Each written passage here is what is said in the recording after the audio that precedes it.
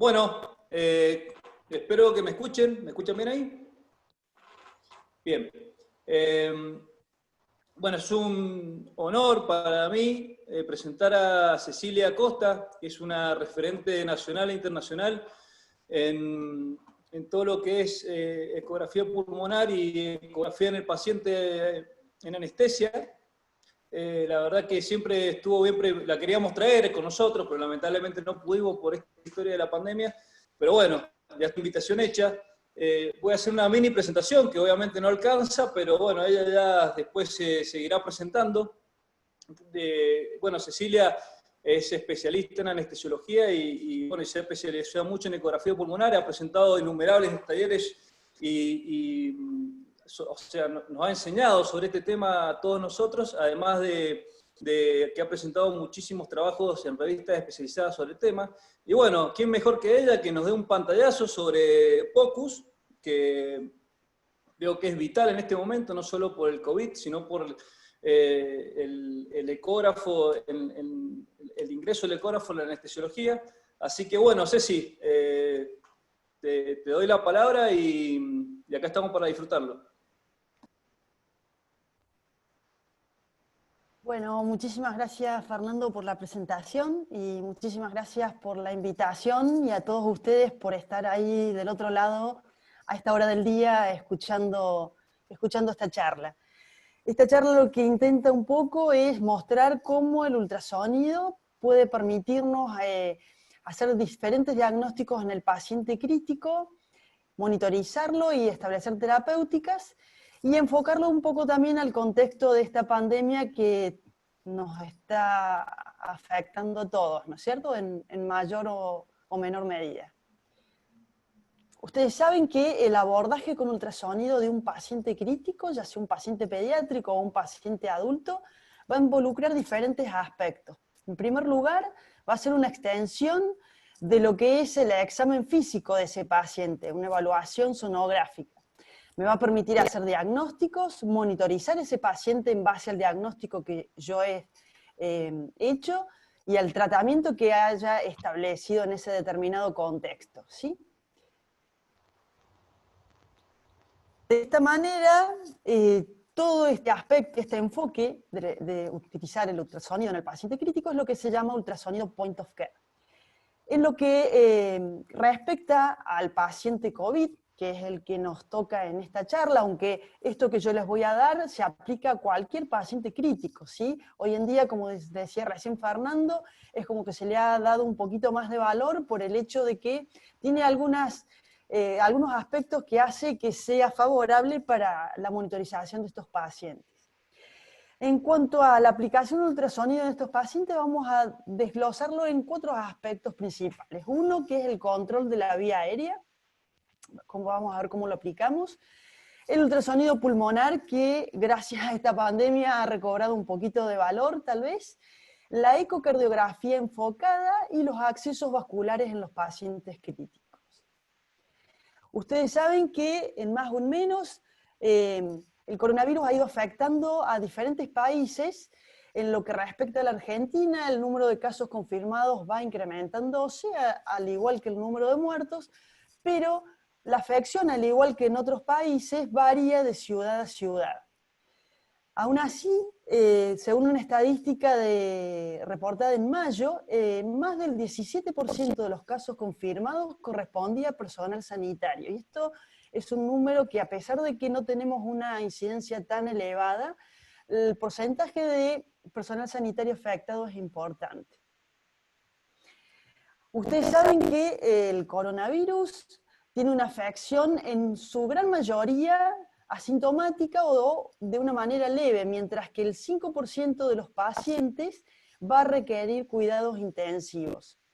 Aquellos pacientes críticos y que lamentablemente van a fallecer, según estadísticas reportadas por publicaciones chinas, un 53% se debe a fallo respiratorio y un 33% a fallo respiratorio sumado a daño miocárdico. O sea que el fallo respiratorio es muy importante en cuanto a la mortalidad de estos pacientes. Ahora bien, ¿qué ventajas tiene el ultrasonido a la hora de abordar estos pacientes? En primera instancia, como ustedes ya saben, no utiliza radiación y no necesita trasladar el paciente al departamento de emergencia. Esto realmente es una de las dos grandes ventajas que plantea el ultrasonido, por el hecho de, al no tener que trasladar yo el paciente al querer hacer un examen o un diagnóstico, voy a disminuir en gran medida las infecciones nosocomiales, ¿sí?, de traslado de pacientes. Por otro lado, una sola persona puede realizar el examen, grabar videos y luego volverlos a ver cuantas veces uno quiera y establecer una evolución. Y esto hace, por otro lado, que una sola persona va a estar expuesta al examen físico, al examen sonográfico de este paciente, reduciendo de esta manera el personal sanitario. El examen se puede repetir cuantas veces lo precisemos, permite un diagnóstico rápido en un paciente que de repente se pone inestable, y no solo permite diagnóstico y terapéutica, sino que el otro aspecto importante es que permite guiar procedimientos invasivos, como toracocentesis, accesos vasculares y demás.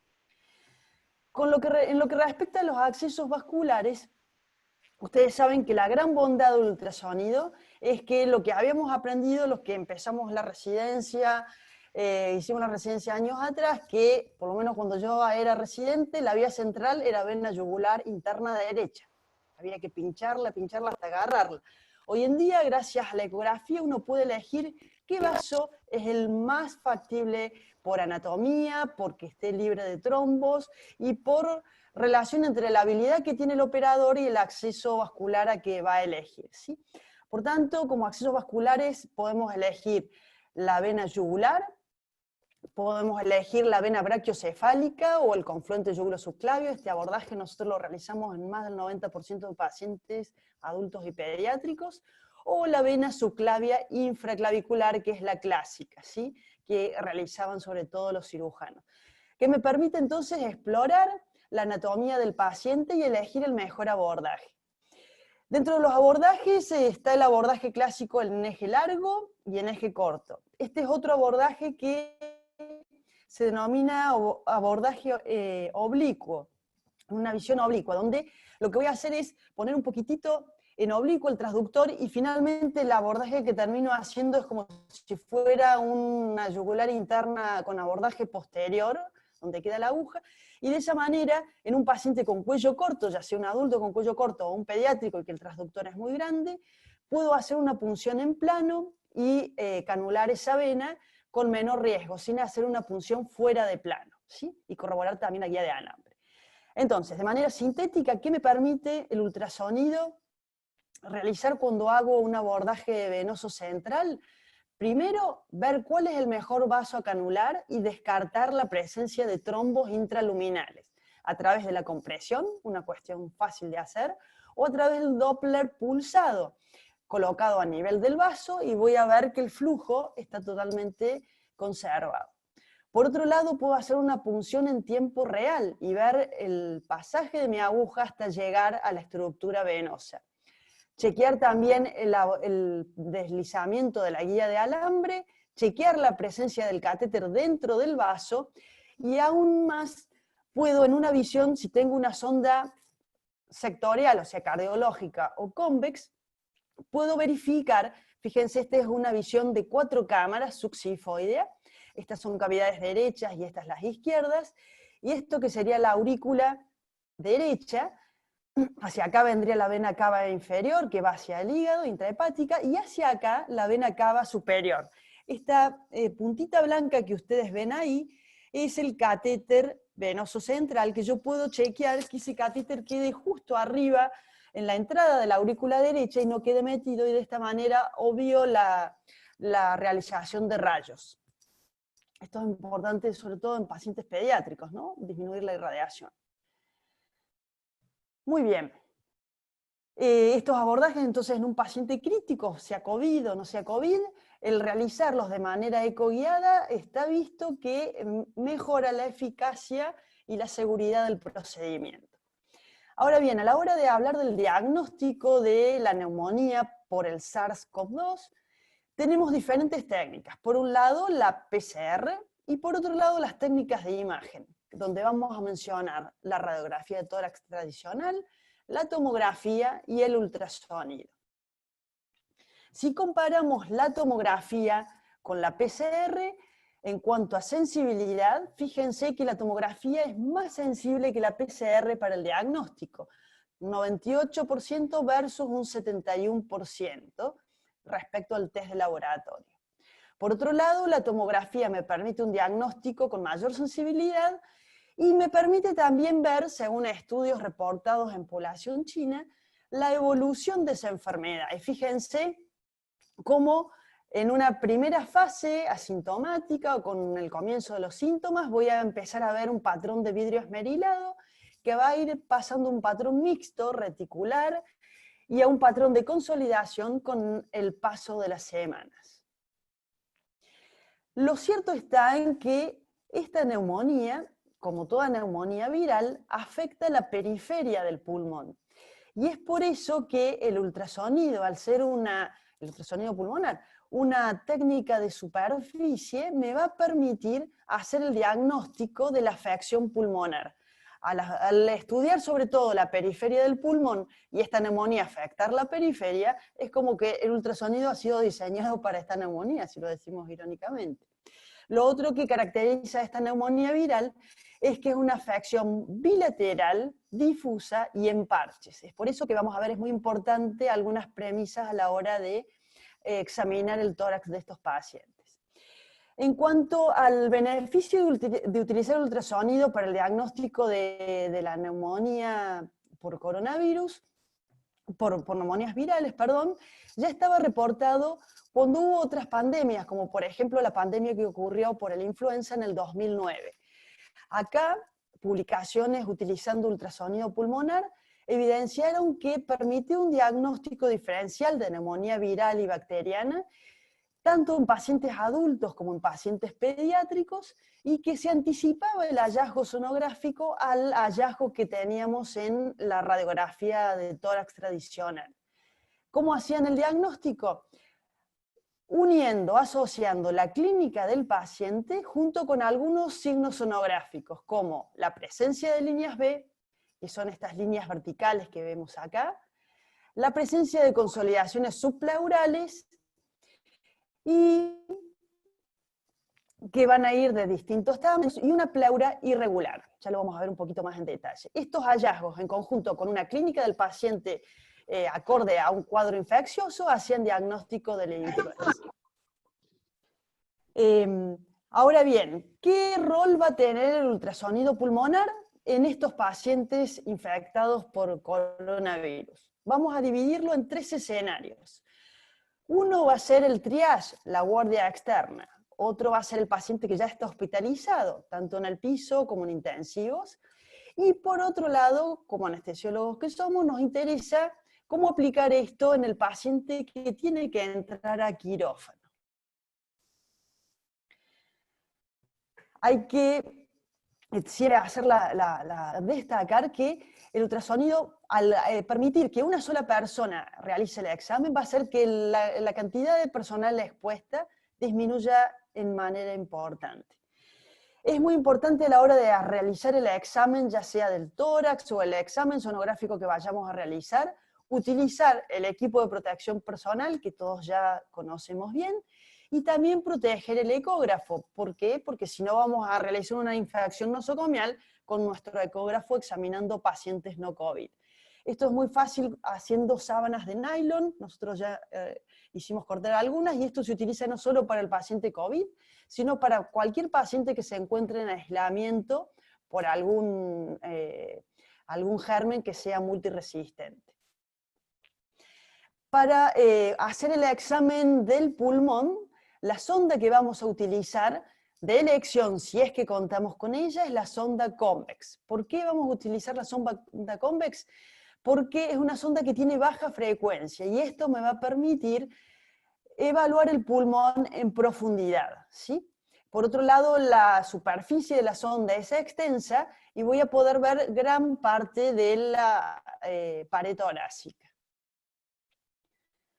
Es muy importante a la hora de obtener la imagen, verificar esto que se llama notch, que es una cuestión distintiva, y que me va a permitir distinguir hacia dónde es cefálico y hacia dónde es caudal en la imagen que voy a obtener.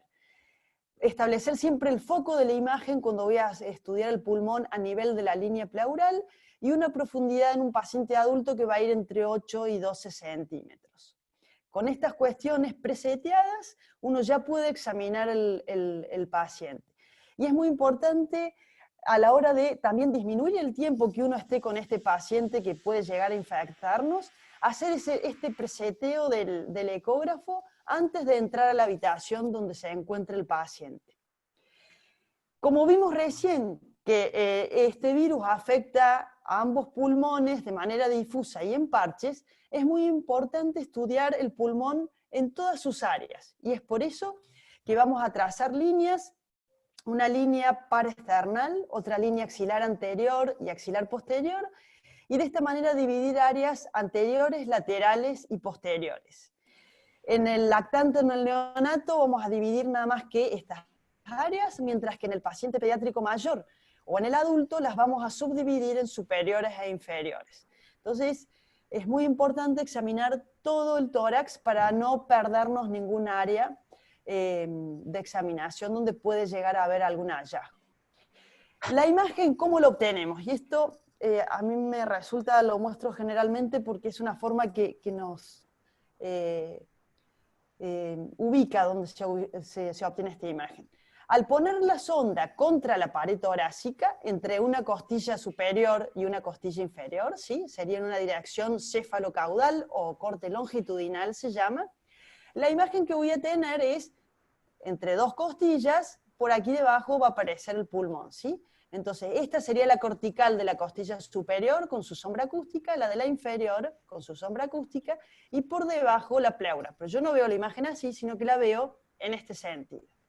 Por lo tanto, lo que voy a ver es una línea hiperecoica, que se llama blanca para decirlo más fácil, que me va a representar pleura parietal y visceral. Y fíjense que se va a mover. Y un poquitín más arriba, dos líneas blancas fijas que va a representar la cortical de las costillas. Una vez que yo obtuve la imagen esta, que es en el eje longitudinal, lo que voy a hacer es rotar el transductor entre una costilla superior y una costilla inferior, de tal manera que desaparecen las sombras costales y puedo ver toda la línea pleural en su máxima extensión y por debajo lo que vendría a representar el pulmón. Cuando el paciente tiene un pulmón normalmente aireado, lo único que voy a ver es una imagen artefactual que va a estar dada por un artefacto que representa la línea pleural y por debajo artefactos horizontales que se repiten a la misma distancia que se van a llamar líneas A. Por lo tanto, si ustedes ven una línea pleural que se mueve, que es lo que se llama el Langslide, y líneas A por debajo, yo puedo certificar que ese paciente tiene un pulmón aireado y que está ventilando correctamente. ¿Qué pasa? Cuando en el intersticio pulmonar, acá tienen un corte anatomopatológico, empieza a acumularse líquido o células, el ultrasonido va a llegar a este septo y va a encontrar algo, no va a saber si es líquido o células. Y lo que va a generar es un fenómeno de ida y venida de ese ultrasonido que en la pantalla se va a representar como una sucesión de líneas horizontales que terminan definiendo una línea vertical. Y esta línea vertical que nace desde la pleura, va hasta el fondo de la pantalla y que se mueve, es lo que se denomina línea B, ¿sí? Estas líneas vamos a ver que es uno de los hallazgos que vamos a encontrar en una neumonía viral. Ahora bien, esta línea B, como recién les dije, puede aparecer cuando tengo líquido en el pulmón, o cuando tengo células, o cuando tengo una cuestión inflamatoria, o mismo, como hemos descrito, cuando tengo una atelectasia en el pulmón, tengo pérdida de aire. Entonces, la línea B no me va a hacer diagnóstico de nada. ¿Qué es lo que me va a hacer el diagnóstico? La asociación de esa línea B con la clínica del paciente y con otros hallazgos. Por ejemplo, fíjense, este es un paciente con falla cardíaca. En este paciente lo que voy a ver es que voy a tener líneas B, voy a tener líneas B distribuidas homogéneamente. La línea pleural va a ser lisa y van a estar presentes en ambos hemitórax. Eso es característico de un paciente con falla cardíaca.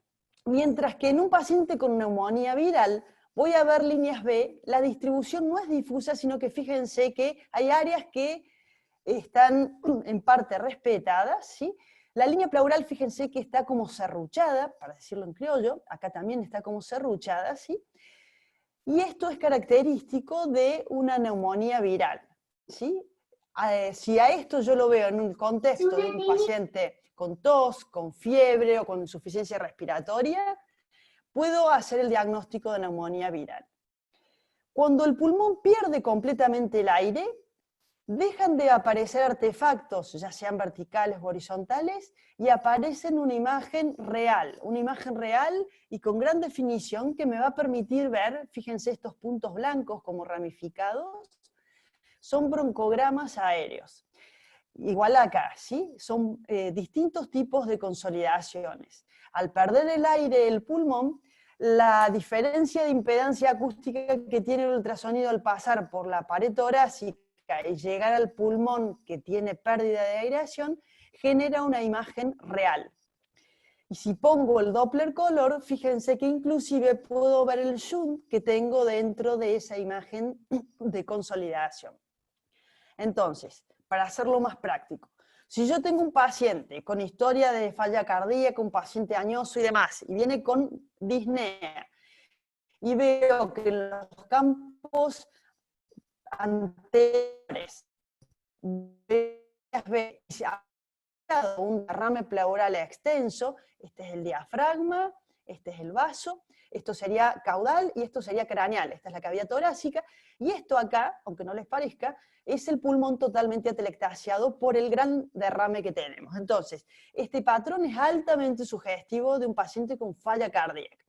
Mientras que si yo tengo un paciente con fallo respiratorio, con una oxigenación muy baja, y veo patrón de líneas B, irregularidad pleural y consolidaciones, todos los patrones existentes en un mismo paciente, esto es altamente sugestivo de un paciente con distrés, ¿sí?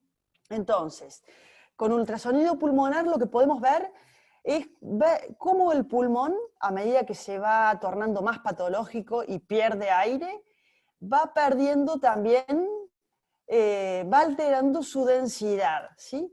Y de un pulmón totalmente aireado podemos tener un pulmón totalmente consolidado con una pérdida de aireación severa. Por lo tanto, el ultrasonido actúa como si fuese una especie de densitómetro del parénquima pulmonar. Es una herramienta sumamente rústica, como ustedes ven.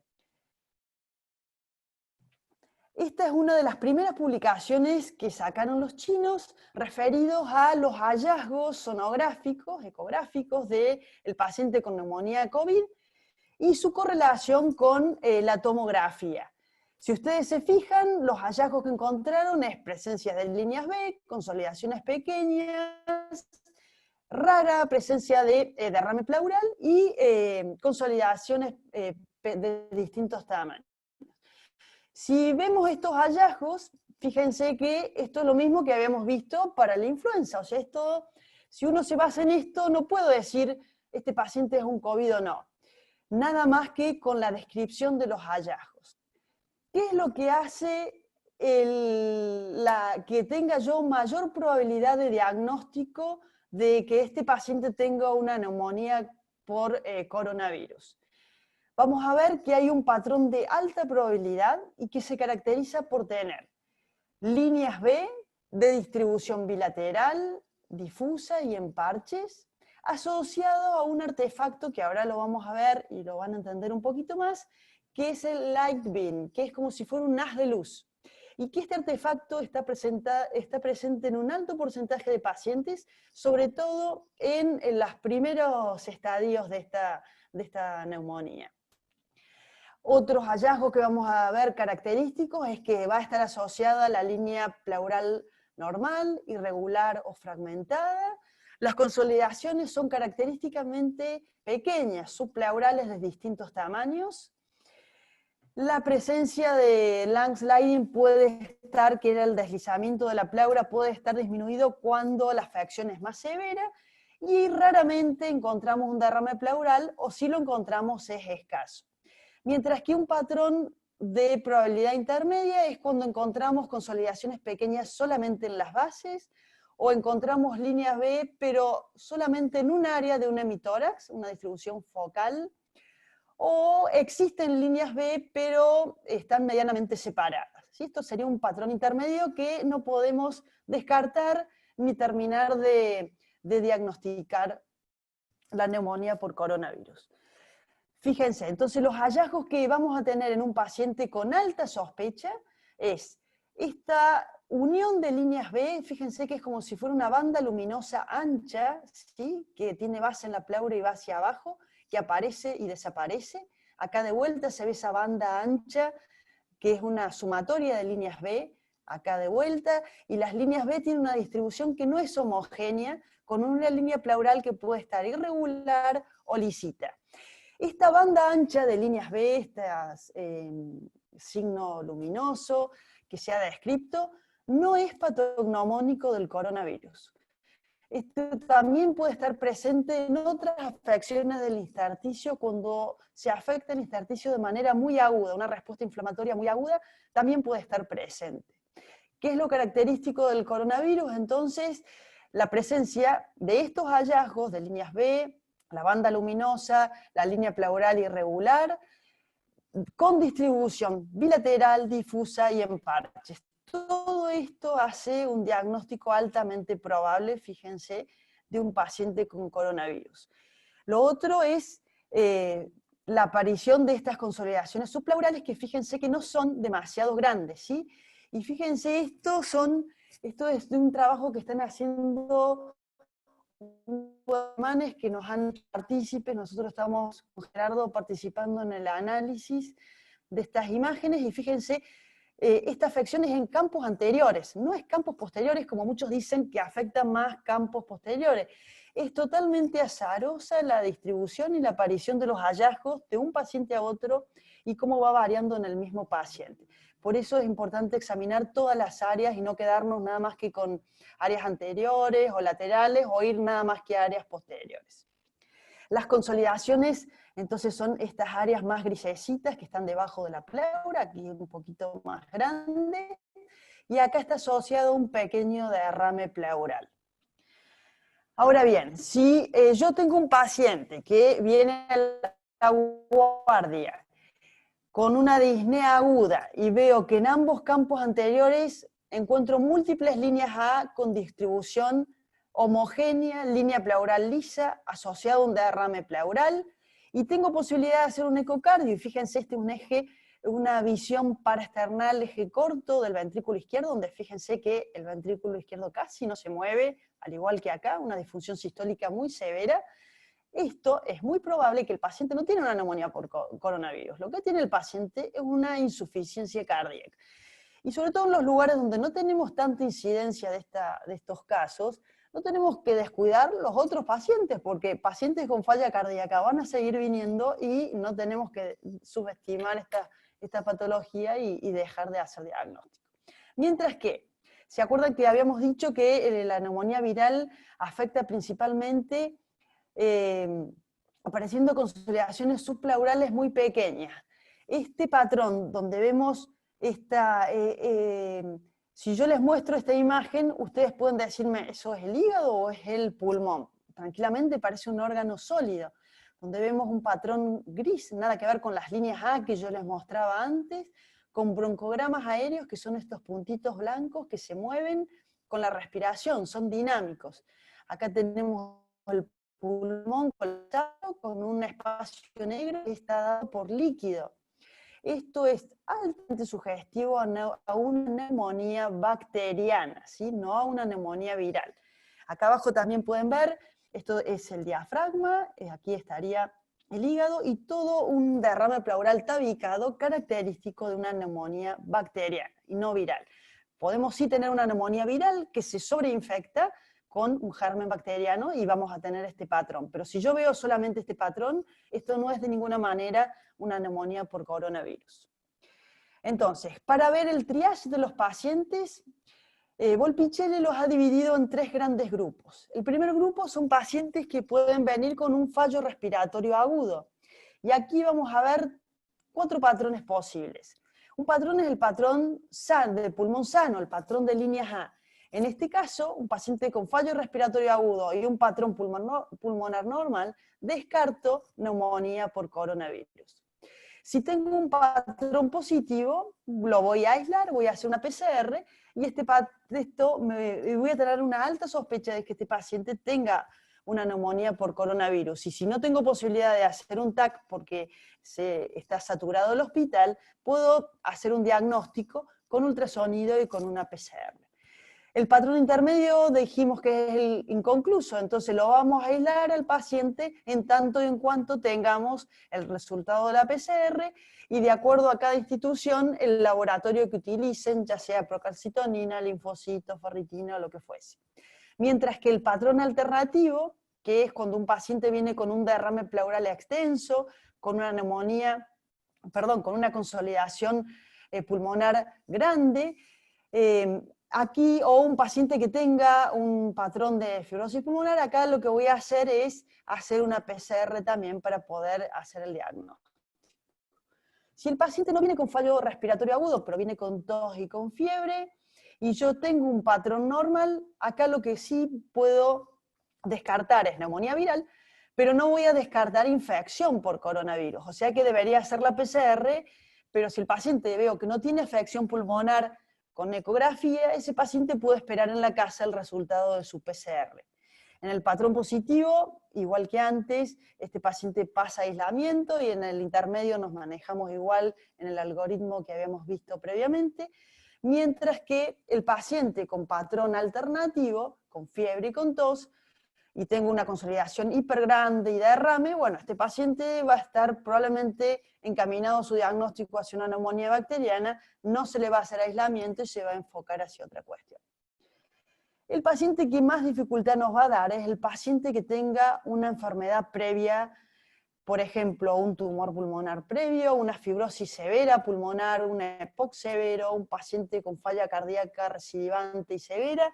Si hay un patrón franco positivo, podemos hacer aislamiento y haremos PCR, mientras que si tenemos un patrón intermedio o alternativo, está obligado y es mandatorio en estos pacientes sí o sí hacer una tomografía para poder excluir o seguir con este diagnóstico.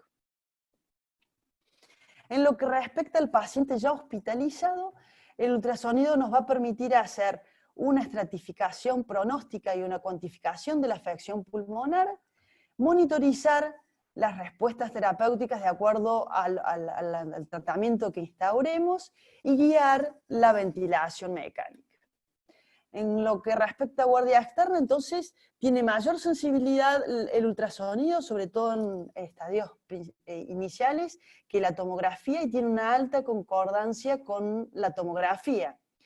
En lo que respecta a la hospitalización, como vimos recién, podemos monitorizar ese paciente, cuantificar cuánta afección tiene a nivel pulmonar, y es una cuestión que es muy importante, y esto es no solo en lo que respecta a la neumonía por coronavirus, en cualquier paciente, uno puede ver hallazgos sonográficos antes de que el paciente tenga una clínica franca. Yo puedo ver una sobrecarga de líquido en un paciente con falla cardíaca antes de que el paciente esté más severamente comprometido sintomatológicamente, ¿sí? Y esto es muy importante, tanto para el paciente en falla cardíaca, para el paciente en diálisis o para el paciente con algún tipo de afección infecciosa. En lo que respecta a terapia, nos permite entonces guiar las terapéuticas y ver si el paciente va respondiendo o no. Guiar nuestra estrategia ventilatoria y también guiar la estrategia de weaning para poder ver si ese paciente ya es factible de comenzar el destete de la ventilación mecánica. Y en pacientes inestables hemodinámicamente, asociado a lo que es la ecocardiografía, o sea, lo que es el ultrasonido point of care, permitir un diagnóstico rápido si el paciente no responde a vasopresores o comienza a ponerse inestable y no sabemos bien la causa. a medida que vamos progresando en la monitorización, vamos a ver que el grado de competencia que debemos tener va a ir complejizándose, ¿sí? Ya voy a tener que ir sumando más herramientas para poder hacer diagnóstico en estos pacientes. En lo que respecta al paciente que puede llegar potencialmente a quirófano, acá juega un rol muy importante porque un paciente que esté internado ya con diagnóstico COVID positivo, sintomático o asintomático, por ahí tuvo su tomografía al ingreso o su placa, pero al momento de entrar al quirófano tal vez la placa que le han hecho el día de que va a entrar no es concluyente, la tomografía se hizo hace muchos días atrás, y yo puedo tranquilamente hacer una examinación con ecografía de ese pulmón y poder ver si está más afectado o si el paciente va igual o mejor, ¿sí? O sea, cuantificar la afección pulmonar en pacientes COVID positivo, en pacientes donde todavía no tenemos el resultado concluyente de su PCR o de su tomografía, y tenemos alta sospecha, poder ver también si hay afección o no pulmonar, porque mismo en pacientes asintomáticos podemos ver afección pulmonar. Y valorar el estado hemodinámico, ¿sí? Incorporando también la ecografía, la ecocardiografía. De esta manera poder decidir si a ese paciente le voy a hacer un bloqueo y qué tipo de bloqueo, si voy a hacer anestesia general, y durante el intraoperatorio poder guiar la ventilación mecánica, optimizar mi seteo ventilatorio y verificar si el paciente está inestable, ver si hay alguna afección que yo pueda diagnosticar y mejorar su hemodinamia. Bien, vamos a ver entonces que hay una cuestión muy simple que es la verificación de la intubación correcta. Los que ya han utilizado los equipos estos de protección han visto que uno está bastante disfrazado, vestido, abrigado y demás, y ponerse el estetoscopio para poder valorar la intubación de manera correcta no siempre es fácil, ¿sí? Poner las olivas con los gorros, el casco y demás. Por lo tanto, el ultrasonido me permite dos cosas importantes. Una es verificar si el tubo fue hacia la tráquea. Nosotros tenemos capnografía en quirófano, pero en una intubación que es medianamente difícil y yo no quiero realizar otra laringoscopía si por esas cuestiones el tubo se me fue esófago, puedo poner el transductor en este sentido, un transductor lineal sobre el cuello, y de esa manera verificar si el tubo se va hacia esófago, que es esta estructura replegada, instantáneamente voy a ver una imagen de doble tráquea. Esta es la tráquea, veo dos tráqueas. ¿Por qué? Porque el tubo tiene aire en el interior, ¿sí? Retiro el tubo y vuelvo a colocar el tubo en posición correcta. Y de esta manera, obvio el realizar una nueva laringoscopía y exponerme otra vez a realizarla y con el riesgo de infectarme. Por otro lado, puedo verificar que ese tubo no se me haya ido a una intubación selectiva. ¿Cómo lo hago? Colocando el transductor sobre la pared torácica anterior y verificando que en ambos hemitórax veo esta línea blanca que representa la pleura parietal y visceral deslizarse, ¿sí? Si hay deslizamiento bilateral, quiere decir que mi tubo está en tráquea y que no tengo intubación selectiva inadvertida, sin necesidad de la auscultación. Entonces, lo que podemos hacer, dijimos, es verificar la correcta intubación y verificar cuantificar cuán afectado está el pulmón de ese paciente, examinando las 12 áreas y estableciendo 4 patrones que son muy simples. El primer patrón es el del patrón del pulmón aireado, donde voy a ver un patrón de líneas A y a esto le voy a dar un score de 0. El segundo patrón es cuando tengo algunas de estas líneas verticales que llamábamos líneas B, pero que ocupan menos del 50% del área de escaneo. Le voy a dar un score de 1. Si las líneas B ya me ocupan más del 50% del área de escaneo, ya acá el score va a ser de 2. Y si el pulmón está consolidado, el score va a ser de 3. De esta manera, cada una de las 12 áreas que yo examine, le voy a dar una puntuación y voy a sumar esa puntuación y establecer un score de afección pulmonar. Ahora ustedes saben que Gattinoni arbitrariamente o un poco arbitrariamente nos ha impuesto esta cuestión de los dos fenotipos, ¿sí? Que ustedes ya las habrán escuchado, del fenotipo famoso L y el fenotipo H. Lo cierto está en que para poder hacer el diagnóstico de estos fenotipos, debería tener el paciente ya intubado para ver si la compliance está afectada o debería tener una tomografía, y no siempre, sobre todo en contexto de pandemia, voy a tener la posibilidad de tener una tomografía. Fíjense qué interesante el trabajo de Schultz, donde lo que hicieron fue analizar 38 imágenes tomográficas y la gran mayoría de los pacientes, casi un 70%, está en un gris. No es ni H ni L, ¿sí? ¿Cómo podría yo encuadrar este paciente de acuerdo a mayor o menor afección? Podría encuadrarlo a través del examen sonográfico y ver cuán afectado está ese pulmón y de acuerdo a eso individualizar y decir, bueno, este paciente por ahí todavía puedo seguir con una cánula nasal o este paciente ya debería intubarlo y demás. Por lo tanto, esto es una editorial que escribimos con Gerardo hace unos años, donde lo que tratamos de plasmar, y como vuelvo a repetirles, esto no es solo para el paciente COVID, este es para el paciente crítico que tenemos en quirófano, que tenemos en terapia, y que nos permite individualizar un poco nuestra estrategia ventilatoria, decidir qué paciente no voy a reclutar porque no tiene colapso, o qué paciente sí se merece una maniobra de reclutamiento. Evaluar la hemodinamia y una vez que ese paciente está ok, establecer una maniobra de reclutamiento guiada por curvas de presión-volumen, porque nunca hay que descuidar, o sea, el ultrasonido no reemplaza en absoluto la monitorización que tenemos con nuestros aparatos de quirófano, pero sí nos permite establecer cuándo ese pulmón comienza a airearse, alcanzamos la presión de apertura, y cuándo al bajar secuencialmente el nivel de presión y de PIB, puede volver a comenzar a colapsarse ese pulmón. También nos permite, está visto ya en trabajos previos, predecir qué pacientes se pueden beneficiar de una maniobra de reclutamiento utilizando el decúbito prono. Nosotros hemos hecho con Gerardo un trabajito muy interesante que está por salir, todavía no ha salido, utilizando también los decúbitos no pronos, sino el decúbito lateral, y vemos cómo puede reclutarse el pulmón de manera efectiva.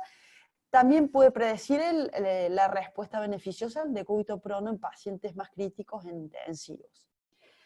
Por otro lado, no solo me permite monitorizar al paciente en ventilación mecánica para ver mi seteo ventilatorio, sino que también me permite hacer diagnósticos al pie de la cama de complicaciones asociadas a la ventilación mecánica. Una de ellas es el neumotórax, y esto realmente es genial. ¿Por qué? Porque la sensibilidad del ultrasonido es mayor a la de la placa de tórax, tienen la misma elevada especificidad que la placa de tórax, y se asemeja mucho a la tomografía. ¿Esto qué quiere decir? Que si yo tengo un paciente crítico en quirófano o en terapia, coloco una vía central de manera dificultosa, por más que lo haya hecho con eco, hay veces que aún así es difícil, y tengo la incertidumbre si hice un neumotórax o no, a través de este algoritmo, describiendo la ausencia de Lang-Sliding, fíjese que acá la línea pleural no se mueve, lo que se mueve es la pared torácica. La ausencia de el signo del pulso, que es la transmisión del latido cardíaco sobre el pulmón colapsado, y la ausencia de líneas B, puedo hacer el diagnóstico de neumotórax en un paciente que está inestable hemodinámicamente y drenarlo. Si el paciente está estable, lo que hacemos es buscar hasta dónde se extiende ese neumotórax y buscar lo que se llama esto, que es el signo punto pulmón, que es la transición en donde, fíjense acá la imagen está como frisada, ve una línea pleural y una línea A, todo esto está como frisado, y de este lado aparece algo y desaparece, que no es más que la pleura, y el pulmón que está ventilando, que en inspiración avanza y en expiración retrocede. Y esto me va a dar idea de la magnitud de ese neumotórax. Por otro lado, puedo hacer también diagnóstico de un derrame pleural severo, ¿sí? Fíjense, este sería el diafragma, esta línea blanca, el hígado. Aquí estaría representando esta imagen la columna vertebral torácica. El líquido está negro aquí y el pulmón flotando en la cavidad torácica, ¿sí? Esta imagen, pues, seguramente de un paciente COVID no es, pero sí puede ser un paciente COVID que ha hecho un agravamiento de su falla cardíaca, entonces el derrame va a estar dado por su falla cardíaca. O puede estar un derrame tabicado, fíjense qué bonito se ven los tabiques de fibrina, esto es altamente sugestivo de una neumonía bacteriana, un paciente que puede haber comenzado con su coronavirus o neumonía viral y que se sobreinfecta por una bacteria y entonces puede empeorar su curso. No solo me sirve para hacer el diagnóstico, sino también me sirve para hacer una toracocentesis ecoguiada. Aquí está la agujita, y fíjense, esto es el pulmón, y en la medida que voy quitando el líquido de la cavidad torácica, el pulmón va expandiéndose. Por otro lado, ustedes saben que los pacientes con coronavirus tienen una alta chance y probabilidad de aparición de microtrombosis y un aumento en el estado de coagulación.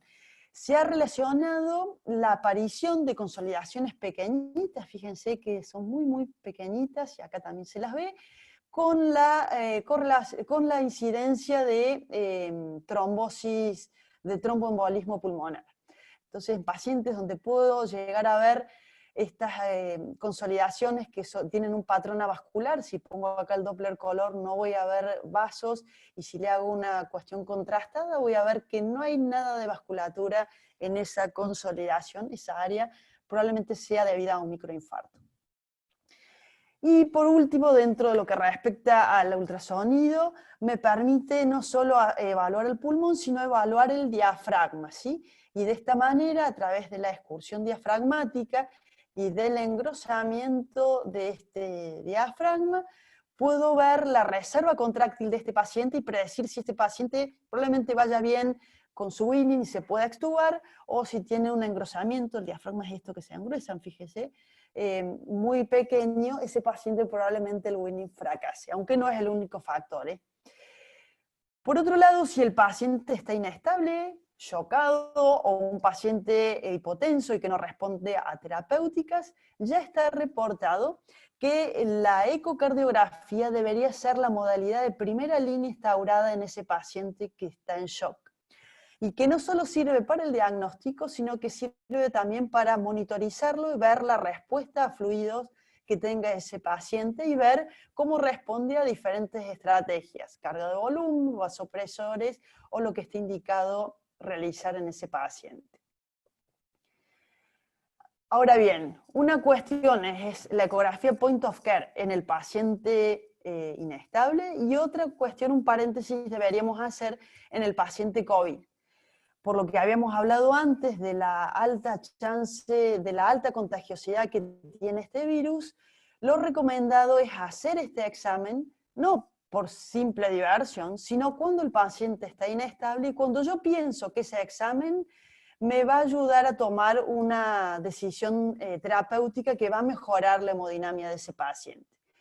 La Sociedad Americana de Ecocardiografía propone un enfoque basado en la ecocardiografía, en la ecografía pulmonar y en la ecografía de grandes vasos. De esta manera, para hacerlo de manera sucinta, lo que propone la ecografía point of care es no hacer mediciones o grandes análisis, sino hacer un diagnóstico rápido en ese paciente que está inestable. Y para eso vamos a tener ventanas básicas de ecocardiografía. Una de ellas es la ventana paraesternal, eje largo, donde vamos a ver aurícula izquierda, ventrículo izquierdo, tracto de salida, y si rotamos el transductor vamos a ver el ventrículo izquierdo en eje corto. La visión subsifoidea de 4 cámaras y la visión de 4 cámaras a nivel apical. Si agregamos una visión más, que es la visión de vena cava inferior, se obtiene también a nivel subsifoideo, puedo ver respuesta a fluidos, aunque la visión de vena cava inferior tiene muchísimas limitaciones que, bueno, si quieren después le paso artículos, que hay que tomarla muy entre comillas y hay que ver si el paciente está en espontánea o en ventilación mecánica. Por lo tanto, la ecografía point of care lo que nos va a permitir hacer es un diagnóstico rápido. Por ejemplo, un paciente donde estoy viendo un eje corto paraesternal. Este es el ventrículo izquierdo, ventrículo derecho, y acá hay líquido rodeando el corazón y un gran coágulo, ¿sí? Rápidamente en este paciente inestable puedo hacer el diagnóstico de un derrame pericárdico extenso con un coágulo. Este era un paciente con un aneurisma disecante de aorta. Puedo ver en una visión de 4 cámaras la función de ese ventrículo izquierdo, si hay una función sistólica deteriorada. Puedo ver la hemodinamia de acuerdo al grado de colapso que tengo de distensibilidad de la vena cava inferior, o anomalías estructurales. Fíjense en este paciente el tremendo ventrículo izquierdo que tenemos, un septo interventricular muy, muy grueso y una pared lateral también muy, muy gruesa. Este paciente hipotenso, y si está hipovolémico, puede tener todas las chances de hacer una obstrucción dinámica al tracto de salida. La visión paraesternal eje corto es una visión que muchas veces nosotros como anestesiólogos, que no contemos con un eco transesofágico en quirófano, más de una vez, a pesar de estar el paciente en ventilación mecánica, la podemos obtener. Y nos da muchísima información. Primero, la irrigación de las principales arterias coronarias, y segundo, la morfología nomás. Fíjense, este es un ventrículo que se mueve normalmente, se contraen todas las paredes de manera regular. Fíjense acá lo que pasa con el septo interventricular. Hay un aplanamiento tanto en sístole y en diástole de este septo, y el ventrículo pasa a tener una forma en D. Cuando tengo una sobrecarga de presión y volumen en esto que está agrandado, que es el ventrículo derecho, este paciente es altamente sugestivo que tenga algo que está afectando ese ventrículo derecho, y no es sobrecarga de volumen, sino es sobrecarga de presión, el aplanamiento continuo de ese septo. Acá lo que vemos es rodeado de líquido, un derrame pericárdico importante. Si se fijan acá, la pared, el septo interventricular tiene una hipoquinasia, una alteración marcada en la contractilidad regional. Podemos sospechar una isquemia, que el paciente esté infartando, una disfunción generalizada de esta contractilidad. O fíjense este ventrículo, donde en sístole y en diástole la cavidad que nos deja es mínima prácticamente. Hay un cierre completo de la cavidad, ¿sí?, dado por una hipovolemia severa. Por lo tanto, no hace falta mediciones ni demás, sino simplemente ustedes, haciendo una vista, hay que tratar de sacar la mayor información que tengamos. Un ventrículo súper dilatado, hipokinético, un ventrículo normal, ligeramente con hipertrofia concéntrica, o una hipertrofia severa del ventrículo izquierdo, ¿sí? Vamos a enfocarnos a disfunción sistólica o disfunción diastólica de SBI.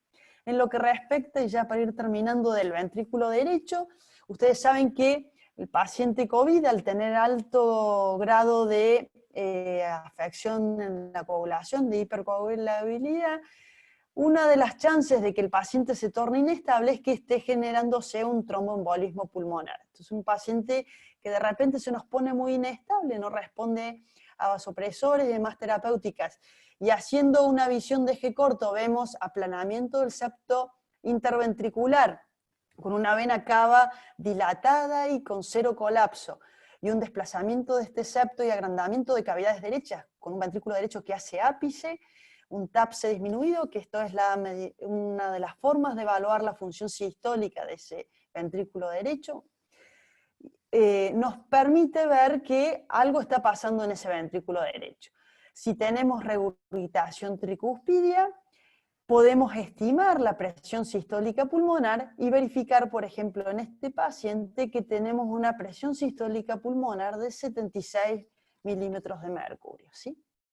Esto nos va a hacer enfocar el diagnóstico hacia un rumbo definido. Por tanto, la visión de cómo está ese ventrículo en cuestión de cavidades, normal, hipertrófico, disfunción regional o generalizada, un ventrículo hiperkinético, ya nos va a estar hablando de la hemodinamia. Si tenemos posibilidad de ver el BTI, que es el flujo que va a pasar por el tracto de salida, esto es lo más sensible para ver respuesta a fluido y poder encarar si ese paciente va a beneficiarse o no con volumen, ¿sí? Bien. Y evaluar también, aplicando Doppler color si ustedes quieren, si hay algún tipo de insuficiencia, si esa insuficiencia es importante o si hay una estenosis a nivel valvular, y de esta manera, sin hacer mediciones mayores, poder a enfocarnos en cuanto a un paciente inestable. Por lo tanto, lo que hace el ultrasonido point of care es englobar distintos abordajes, ya sea de la ecografía pulmonar como de la ecocardiografía, y llegar a establecer determinados diagnósticos y monitorizar en el tiempo ese paciente en base a la terapéutica que realice, verificar intubación endotraqueal y hacer abordajes vasculares. El ultrasonido no hace por sí ningún diagnóstico. El ultrasonido lo que hace es obtener imágenes. Las imágenes tienen una curva de aprendizaje mucho menor para el ultrasonido pulmonar, un poquito mayor para el ultrasonido transtorácico que para el transesofágico. Y a estas imágenes que vamos a ir obteniendo las debemos siempre ir asociando a los datos clínicos, a la historia clínica del paciente, a otros métodos diagnósticos, ya sean de imágenes o de laboratorios, y de esta manera poder integrarlos y tomar una decisión terapéutica. Como mensaje final, entonces, podemos con ultrasonido pulmonar no solo hacer el triage de los pacientes, sino estratificarlos y monitorizar la afección de ese pulmón. Tiene una alta concordancia el ultrasonido con la tomografía, disminuye las infecciones nosocomiales y la exposición del personal de salud a la hora de examinar a estos pacientes. En lo que respecta al paciente quirúrgico, puedo evaluar cuán afectado está ese pulmón y así establecer una estrategia anestésica y ventilatoria. Evaluar el paciente que se torna inestable y poder hacer algún diagnóstico y enfocar mi terapéutica. Es muy importante disminuir, o sea, hacer el examen necesario para hacer un diagnóstico, pero no examinar de más para disminuir la exposición mientras realizamos ese examen, siempre de contaminar el equipo. Y esto es algo importante que ustedes han visto que todo el mundo empezaron a dar por internet 20.000 cursos de ecografía pulmonar, de point of care y demás, y algunos hasta costosos y demás. Y no es hora, yo lo que les digo, no es hora de aprender esta herramienta con un paciente COVID. Sí es hora de aplicarla cuando uno ya tenía una curva de aprendizaje, que en Argentina hay muchísimos profesionales que ya tienen esta curva y entonces es hora de aplicarla. Pero si no tenemos esta herramienta, por ahí es hora de decir, bueno, está bueno esto, practicarlo en otros pacientes no COVID y en un futuro poder tener mayor destreza con la misma. Bueno, espero no haberlos aburrido y todas las preguntas que ustedes que puedan surgir, Fernando, si las puedo contestar. Ceci, lindísima la clase, siempre muy práctica, y bueno, esto si no lo ves en imágenes no lo puedo aprender. Yo creo que el mensaje más que claro es que el COVID va a pasar, pero el ecógrafo está más presente que nunca, y cada vez con más funciones, y cada vez en primera utilidad en un montón de procedimientos, que creo que eso es lo que nos tenemos que llevar todos. La formación en ecografía es vital en este momento para los anestesiólogos, y vos que llevas muchos años en esto nos lo estás demostrando ahora. Tenemos algunas preguntitas. Se preguntan acá, ¿qué otras medidas de asepsia para el eco se pueden hacer o solo recubrirlo? Bien, muy bueno. Lo principal es tratar de proteger el equipo, ¿sí? Todos sabemos que los equipos es costoso a veces conseguir que los compren, y si los compramos nosotros sabemos que nos han costado, y el día que no los tenemos realmente nos sentimos que nos falta algo. Entonces, yo lo que les recomiendo es lo siguiente. Ustedes pueden decontaminar todo el equipo con alcohol si quieren, excepto dos cuestiones. Una es todo lo que es teclado. Entonces lo que hacemos nosotros es esa parte de teclado, si es un ecógrafo, mismo los Sonosite, que no tiene mucha tecla, lo que hacemos es envolverlo con un film de cocina, que es barato, y de esa manera lo aislamos a toda esta área completamente. Y a lo que es el transductor en sí, le ponemos gel y lo enfundamos con el mismo gel de cocina la parte del cabezal del transductor. Esto mismo hacemos cuando hacemos los bloqueos, ¿sí? Lo mismo que hacemos. Una vez que hicimos esto en un paciente COVID o en un paciente que venga de UCI con algún germen de estos resistentes, lo que hacemos es enfundar la sonda con una manga de lab para protegerlo un poco más, y al ecógrafo le ponemos una funda de nylon. Si ustedes no quieren poner la funda de nylon y demás, después lo que pueden hacer es limpiarlo con alcohol, y al tener recubierto con el film de cocina las áreas que no pueden contactar con alcohol y que son más difíciles de decontaminar, se quedan tranquilos porque eso ya estaba cubierto con un nylon. Lo otro es siempre utilizar doble par de guante para descartar con el que decontaminan y quedarse con el segundo par estéril, y no contaminarnos nosotros tampoco, ¿no es cierto? Pero esta es una forma fácil. Si ustedes quieren no usar la funda de lab, protejan solamente el cabezal de la sonda, y el resto de la funda se puede contaminar con solución alcohólica sin problema, sin que se arruine. Perfecto, perfecto. ¿Cuánto tiempo se tarda en realizar un examen pulmonar? O sea, obviamente con una curva de aprendizaje ya hecha. ¿El hacer el examen en un paciente X o aprender a usarlo? Sí, X. No, Bien, aprender a usarlo, perfecto, a eso viene, es otra pregunta. Esto es lo más meritoso, lo más fácil, lo más atractivo de la ecografía pulmonar. La curva de aprendizaje es muy corta, sobre todo para hacer diagnósticos medianamente básicos, ¿sí? Si hay fallo cardíaco, si hay una neumonía, si hay un neumotórax. Hay un trabajo que ha salido hace muy poquito en Anesthesiology, hecho por un grupo, creo que es multicéntrico, pero el grupo que encabeza es el de Jean-Pierre Rubí, por la autora principal es Arbelot, y ellos lo que han pautado, un estudio muy lindo, fíjense, creo que salió, no sé si junio o mayo, en Anesthesiology, con 25 exámenes supervisados, ustedes ya podrían hacer un diagnóstico de un neumotórax, de un paciente, o sea, neumotórax básico. Después ya van a ir viendo, como todo tiene sus bemoles, neumotórax tabicado, bla, bla, bla. Pero un neumotórax, falla cardíaca, neumonía, atelectasia, 25 exámenes supervisados, ustedes ya pueden hacer esos diagnósticos. La curva es muy simple. Yo creo que en ecografía point of care, el obtener la imagen no es tanto, es cuestión de tiempo, y ustedes siéntense en el paciente que le están haciendo una cadera y pónganse a escanearlo y van a ir agarrando, y la curva de aprendizaje se va haciendo. Yo creo que un poquito más difícil es después integrar estas imágenes en el contexto del paciente y ver qué terapéutica voy a darle. Eso por ahí nos lleva un poquito más, pero la curva no es grande. Sí. ¿Y cómo es el camino o sea, porque hay muchos acá por ahí que no lo hemos hecho todavía para formarnos en POCUS en general, ¿viste? Porque por ahí vía central, eso ya hacemos hace mucho, pero lo que es ecocardio transtorácico y ecografía pulmonar, muchos no hemos accedido todavía. ¿Cuál sería el camino acá en Argentina? Mira, esto es como todo, es cuestión de tener las ganas. Y lo otro que nos limita a nosotros también mucho es que muchas veces contás con la sonda lineal nomás, porque nosotros empezamos a hacer ecografía haciendo bloqueos o accesos vasculares. Si tenemos sonda lineal y nada más que sonda lineal, el diagnóstico de neumotórax, excepto en un paciente obeso, lo pueden empezar a hacer. En paciente pediátrico pueden hacer todo lo que se les ocurra. Y en el paciente adulto, consolidaciones subpleurales, neumotórax y falla cardíaca, excepto que el paciente sea con una contextura muy grande, pueden utilizar la sonda lineal. ¿Sí? La limitante, si hay un derrame pleural muy grande, bueno, por la profundidad que tiene la lineal, que no va a más de 6 centímetros, nos vemos limitados.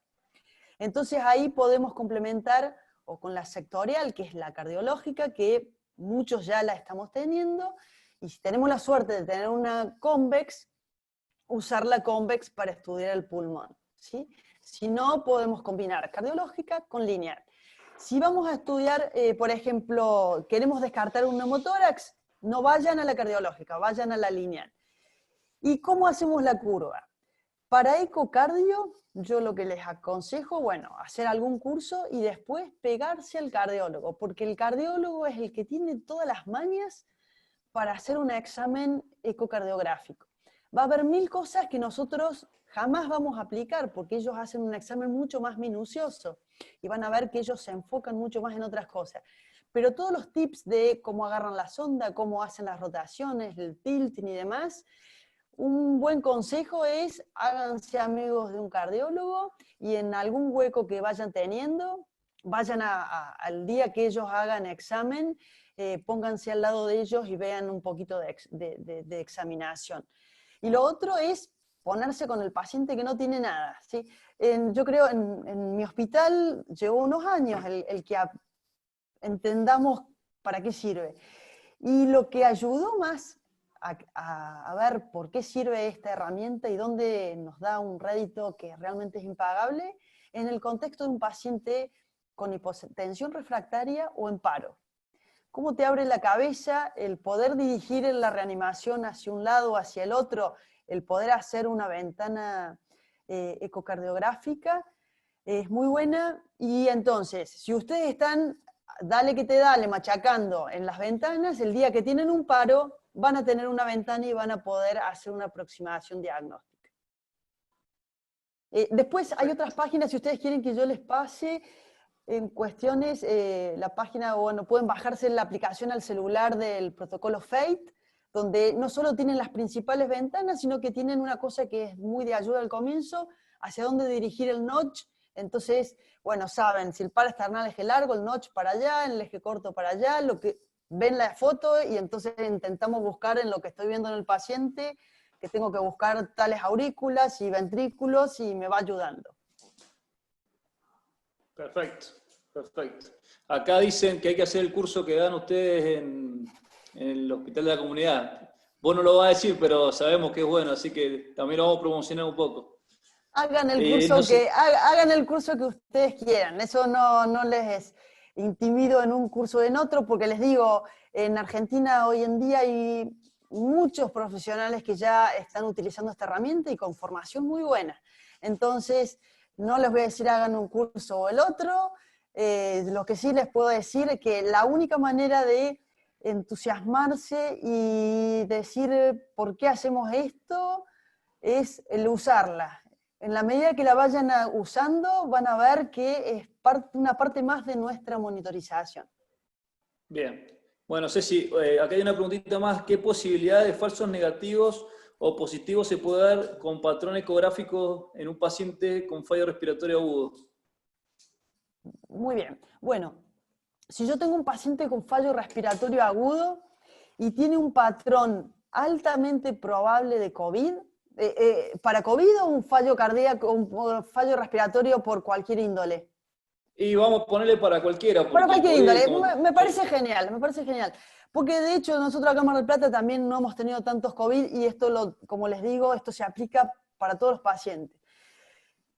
Si yo tengo un paciente con, vamos a hacer dos escenarios, uno fallo respiratorio agudo, ¿sí? Paciente despierto, y yo encuentro que el paciente tiene alguna historial de falla cardíaca, y veo múltiples líneas B en ambos campos pulmonares, ya sean laterales o anteriores, con distribución homogénea y línea pleural lisa, eso es altamente sugestivo de falla cardíaca. Y puede ser que no haya presente líneas B, pero en un porcentaje altísimo, casi un 90 y pico %, vamos a tener líneas B en el paciente con falla cardíaca. Si ahora tengo un paciente con una falla respiratoria aguda, y cuando pongo el ecógrafo veo un patrón de líneas A, las líneas que eran las horizontales, bilateral, sin líneas B, y el paciente tiene antecedentes de ser una EPOC, ese paciente no tiene una falla cardíaca, este paciente lo que tiene es una reagudización de su EPOC.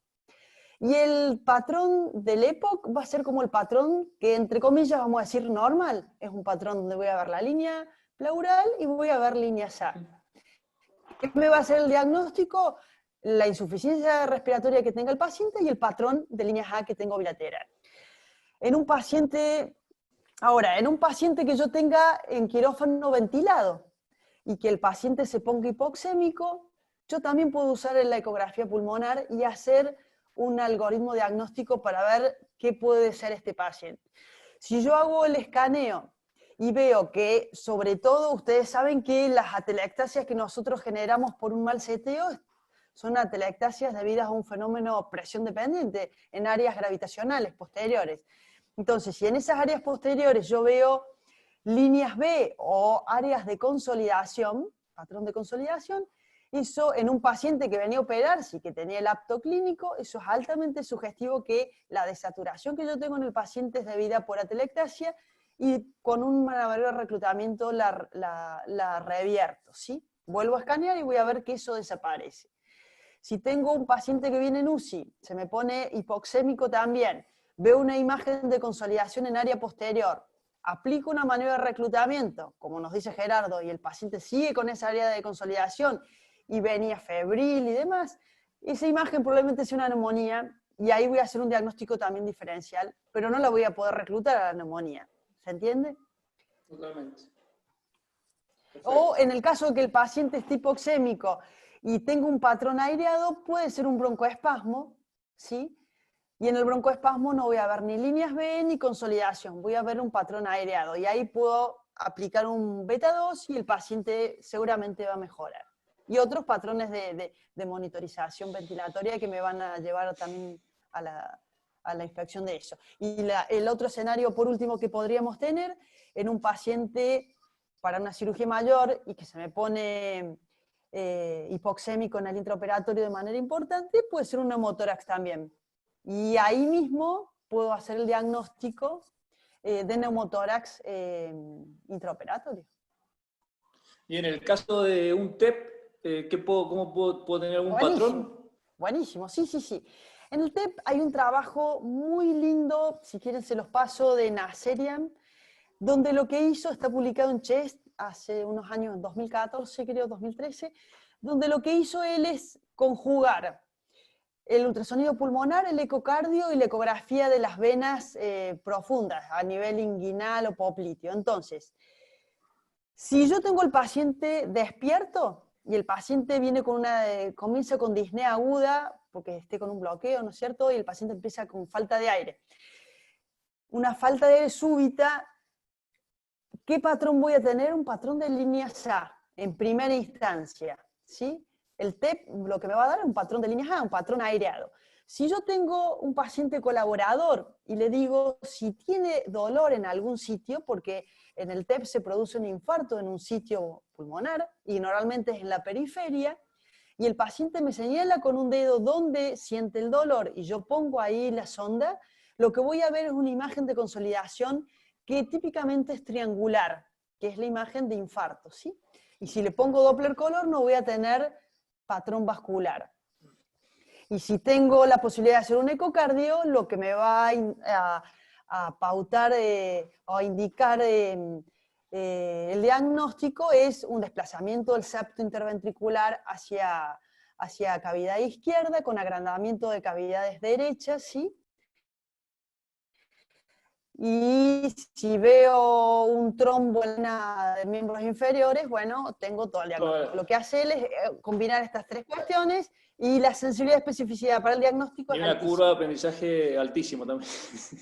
Y tenemos que tener el ecocardio, pero Sí, el patrón para que nos quede es un patrón de líneas A. Perfecto. O sea, si yo sospecho TEP, no voy a ver líneas B. No voy a ver líneas B, líneas Excelente. A.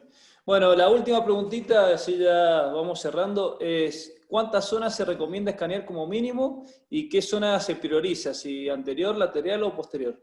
Bien, el consejo mío es escaneen todas las zonas. ¿Por qué? Mismo si viene un paciente, un politrauma, que no tuvo tiempo de ir a que le hagan la TAC de tórax por un abdomen que tiene que entrar y hay sospecha de contusión pulmonar. Ustedes van a decir, capaz que tiene un hemotórax y se vuelcan, pero capaz que tiene un hemotórax, pero capaz que tengo una contusión pulmonar. O sea, puede tener todo.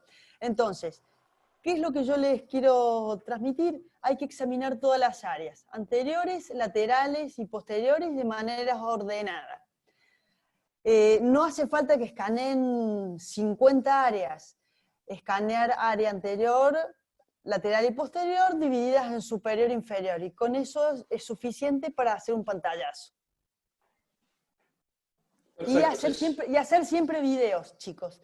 Porque el hacer video uno escaneo y después tranquilo puede rever el video y sacar alguna conclusión. Perfecto, perfecto.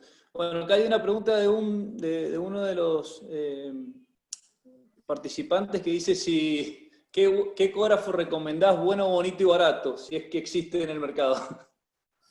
Bueno, tenemos una gran ventaja que si esto nos remontamos años atrás, eran carísimos los ecógrafos, carísimos. Yo les digo, el primer ecógrafo que compramos no sé, salió $50.000 y era un manufacturado, un Micromax.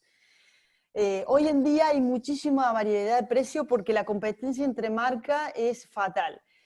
Y en cuanto a prestación, yo lo que les recomiendo es una cuestión intermedia. ¿Por qué? Porque uno cuando empieza a hacer esto quiere un poquito más después. Entonces, si uno compra, hay ecógrafos muy baratos, como por ejemplo los ecógrafos que se llaman Chizón, obviamente son de China. Cuando uno los enciende se ve el continente asiático. Y son ecógrafos muy básicos, ¿sí? Muy básicos, y ese puede costar $4.000, lo que vale una sonda de un ecógrafo normal casi. Pero después está el ecógrafo término medio, nadie me vende y yo no puedo recomendar ninguna marca, pero les puedo tirar. Hoy en día y con casi iguales precios y con prestaciones muy similares, tienen General Electric, Siemens, Sonosite, y de Sonosite el Edge o el Turbo, SAOT, Philips es un poquitín más caro. Todos están más o menos hoy en día en el mismo precio. Y como consejo, el día que piensen comprar un ecógrafo, lo que conviene es comprar las sondas que piensan destinar después a usar. Porque si uno dice, no, pero gasto y compro una sonda y después veremos, el comprar las sondas separadas sale muchísimo más caro. Consejo es, si van a después querer hacer algo de ecocardio y ecopulmonar, compren ya la sectorial y la lineal, y si tienen posibilidad de comprar una convex, cuanto mejor. Si no, por lo menos esas dos. Pero hoy en día les digo, todas esas marcas tienen más o menos los mismos precios. Perfecto. Bueno, Ceci, 1.000.000 de gracias. Excelente charla, excelente todo, la buena onda que tenés siempre con nosotros. Y bueno, ojalá te tengamos pronto acá en Mendoza, que pase todo esto y te puedas venir. Agradezco muchísimo, Fernando, la invitación de nuevo, y les agradezco a todos ustedes que a pesar de la hora que es, están ahí escuchando. Yo sé que es pesado escuchar a esta hora una charla. No, para nada, fue muy linda y muy práctica. A disposición de ustedes, si alguno quiere mandar videos o si quiere información, este es el mail mío, así que la información que ustedes requieran se las envío. Sí, el que necesite el mail de la doctora se lo pasamos, la verdad que Ceci siempre es de primera y a su tiempo te manda todo lo que necesita. Así que bueno, Ceci, de vuelta 1.000.000 de gracias. Bueno, y bueno, espero que nos veamos pronto. Muchísimas gracias, ojalá pase todo esto. Chau, chau, chicos. Hasta luego.